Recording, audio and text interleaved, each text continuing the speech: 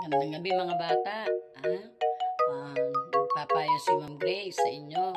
Kapag kayo napapagalitan ng inyong mga guro, huwag kayong magtatampo. Kasi mahal namin kayo. Kaya kami, minsan, hindi naman namin sinasadya, napapagalitan kayo. Pagka kayo napapagalitan, hindi kami nagagalit sa inyo kung hindi doon sa ginagawa ninyo. Pero tatandaan ninyo, kami mga guro ay mga magulang nyo, pangalawang magulang ninyo dito sa buhay ninyo. So, huwag kayong magtatampo kapag kayo napapagalitan. Okay? At saka, yung mga guro ninyo, mahal na mahal kayo ng mga yan.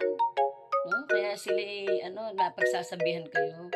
Kasi nga, kailangan maituwid yung, ninyo, yung mali ninyong ginagawa. Dahil kapag hindi namin ginawa yon ay mapapariwara ang buhay ninyo. At saka, kasi nga, mahal na mahal namin kayo. Ako sa isang taon, magre-retire na ako. Lagi ko sinasabi sa mga estudyante ko na huwag kayong gagawa ng hindi magandang bagay dahil iyon ay makakasira sa inyo, no?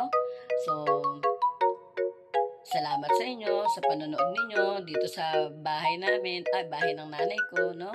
Yan, inikot ko kayo. Yun lamang po at tandaan, maging matalino.